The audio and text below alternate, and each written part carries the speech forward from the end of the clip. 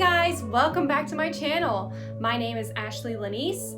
If you're new here, welcome. Normally I post videos on motivation and spirituality, blending the two together so you can get the best benefit. However, I am creative by nature and I am also a writer. I am writing a mermaid series, and a lot of you have reached out to me via Instagram, commented on my TikToks, and have asked me to share advice on how to write a book and how to get started. I'm all about branching out and making different kinds of content. Normally I'm empowering and inspiring and super spiritual, but I would love to provide you guys with any and all material I can about writing a book, because the path to writing a book is not easy, and I have learned along the way, and I want to make it easier for you to get that book written, because the book will not write itself. Trust me, I know. I am going to give you guys my 8 tips on how to get started with writing a book. Before we begin, I wanted to give you guys a taste of what my book is about. I will link down below my website so you can read the full synopsis, but to give you guys a sample, my book is about a mermaid named Zandra Devotia, and within the thalassonic realm, the world within mirrors, where mermaids exist, there is 4 different races of mermaids. And within each race, there's 2 different types of mermaids. Zandra was born one type, but somehow has the abilities of the other. So Zandra was born a mesmeron, but she somehow has the abilities and tail structure of the demon-fighting Belladors, with the assets to prove it. The thalassonic realm in the mermaid world is highly traditional and judgmental, and so Zandra has been different all of her life. Book 1 is a quest for Zandra to figure out why she's so different.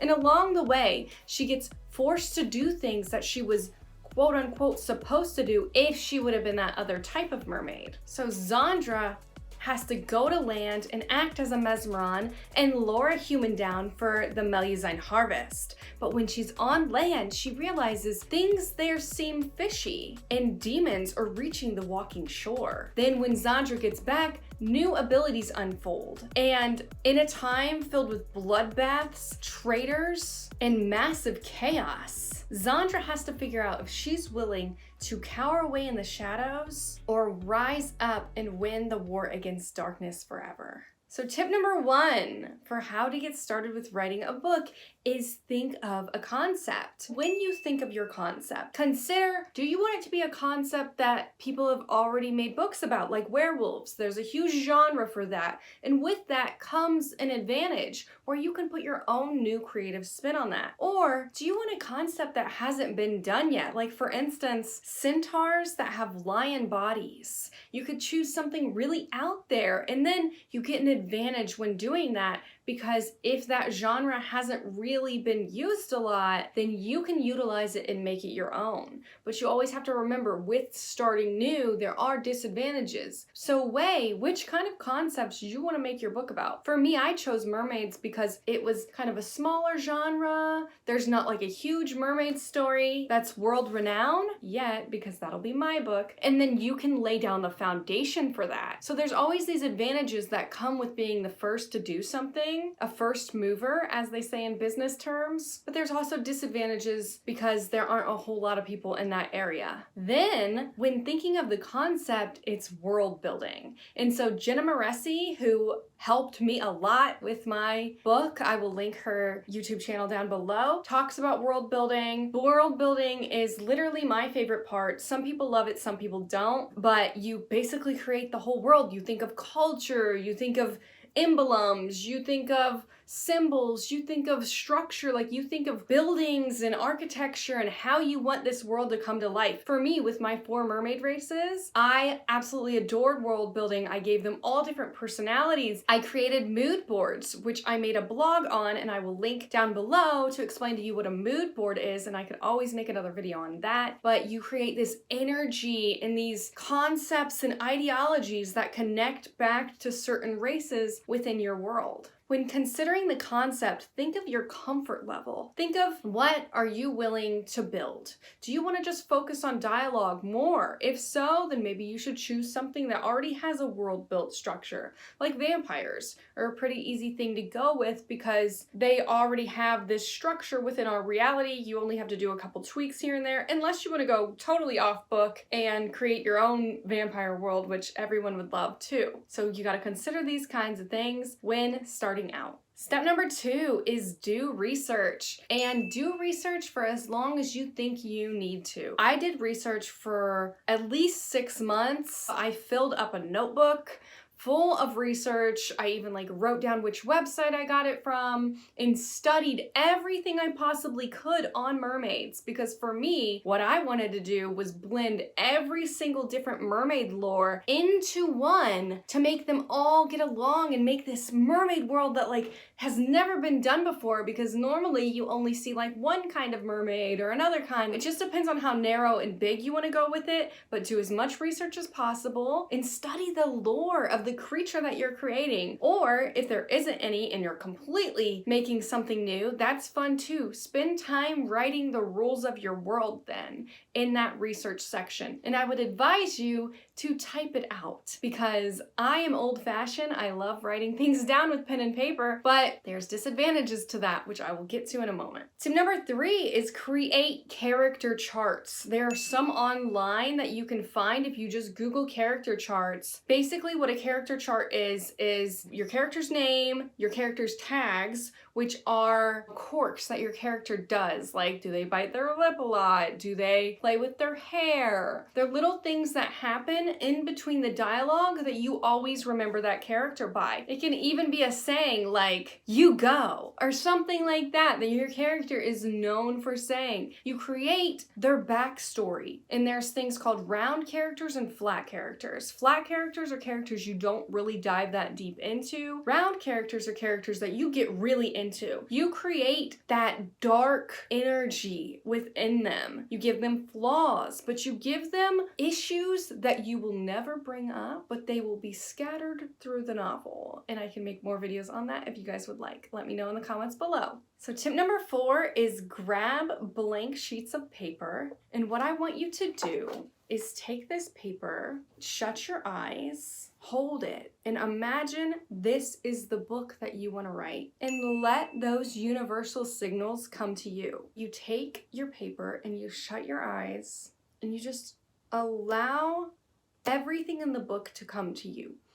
Think about what you want the book to be sending a message about. Visualize that book. What are the ending pages going to make the reader learn? What's the big message that you're trying to convey? And try to summarize it, write it down after you've done this exercise so that you can get a feel for the main themes that will be reoccurring in your novel. I would also advise you guys to utilize Pinterest, okay? I would not have been able to write my book as good as I did without Pinterest, because Pinterest allows you to create a world. You know, I'd be online searching different coral reefs, and I'd be just bringing together structures, and I'd have secret boards for scenes. And you can also do this on Instagram with Instagram save things. You just hold save on that little icon, and then you create boards so that when you're sitting down to write, you have this really beautiful visual that allows you to create your scenes. Tip number 5 is utilize plot points and create a plot point board. So what is a plot when it comes to a story? Well, it is what actually happens in the story and actions that drive that plot forward. So what you're gonna do is you're gonna get a bulletin board, and if you're like me, you like to do things visually, and you're gonna use sticky notes. Jenna Moreci has a video on this. I will link that video down below. What she says is to get sticky notes so that you can move them around and write down major plots that happen in your novel. So, alien invasion. You write down alien invasion, and then that's gonna be the first scene. So you stick it right there. Then you want a kiss under the galactic waterfall. So you write kiss. The point of this is you get to move them all around. So you eventually figure out where your plot holes are. So you're like, okay, that happens. I don't know what's going to happen here. That happens. I don't know what's going to happen here. And then that's the end. But normally you would fill up the whole entire bulletin board with all of your plots and subplots. That way, as you are thinking about your book, you know what you need to think about. You're like, okay, there's a gap here. What am I going to do to drive these points forward so that my reader can get the best benefit out of it? So that you don't have those boring, draggy periods in your book because you're always filling it with things that are going to drive your plot forward. Tip number 6 is text yourself. Get in the habit of putting notes on your phone or texting yourself so that you can take that and put it into an outline. Now, I text myself. I might be doing a little bit extra work because then I have to copy and paste all of those text messages into my outline later, but that's just how I do it. You can either use sticky notes, you can write things down, but I think the best thing is putting it directly into your phone. And if you have an app for whatever platform you're using to write your book, that's even better because then you can get on that app and just write it right in there directly. Make sure that every universal signal about your book that you have actually gets put somewhere digitally or somewhere written down, because once that thought is gone, it is gone. And then you're like, oh my goodness, I can't remember what that was. And that is so painstaking. So when starting out, make sure you get in the habit of texting yourself or making sure that idea got somewhere into the reality so you don't lose it. Tip number 7 is create an outline. Now, I will link Jenna Moreci's videos below. I clearly love her to death. She has videos on outlines and thought dumps. That's what she calls them. And basically, if you don't know what an outline is, it is a digital structure of those plot points that we had on that bulletin board put into a document that is digital so you can just copy and paste stuff into your actual book. Now, some people don't outline, and that's perfectly fine if that's not your style. I totally get that and respect that. Of course, these are always suggestions. You don't have to do any of this if you don't want to. I know there are people called panthers who just write, and they don't really have a plot, but that's not how I structure my book. I always kind of know what's going to happen. I don't just write and then see what happens. That's not my style. But for those of you who are like me, making an outline digital is the way to go. Sadly, when I first started, I did everything on paper. And I actually got in a car accident in 2017 and broke my pelvic bone in 3 places and ruptured my spleen, which I've brought up here on this channel before if you watch any of my other videos. And during those 3 months when I was healing, I painstakingly typed in at least a stack of notebooks this high, like 10 notebooks, probably more, into the computer every single day for those 3 months when I was healing, because I had nothing to do, and clearly I'm somebody who loves doing things. So I spent that time putting all of my notebooks into the outlines, into the designated spots, because it was too hard for me to have one notebook flipped open and another notebook flipped open, and oh my goodness, I forgot about that plot point. So my advice to you is creating a digital outline, and if you would love more videos on that, I definitely can make my own for you guys, so let me know in the comments below. And then my last and final tip, tip number 8, is write your book. And don't wait for passion. I know that's a really weird thing to hear, but that's some of the best advice that I ever had. Don't wait for spurts of passion. Instead, create spurts of passion. What I hear a lot is people say, oh, I would love to write a book and I love to write, but I gotta wait until I'm passionate. No. If you've watched any of my other videos where I talk about creativity and spirituality, in motivation, passion is something that you can acquire, you can build. And some good advice is stop writing before you're tired of it. Once you work yourself up to that passion, stop before the passion runs out. That was some really good advice that I got once, because then you feel rejuvenated the next time you go and sit down to write. But you have to just keep going. Just write. Jenna Moreci says it's not going to be good on the first draft. Some days it will. Some days you're like, oh my goodness, this is so good. But other days you're like, you're just painstakingly writing it. But you will keep editing it and editing it and editing it. And really, you're just creating the puzzle pieces that get you from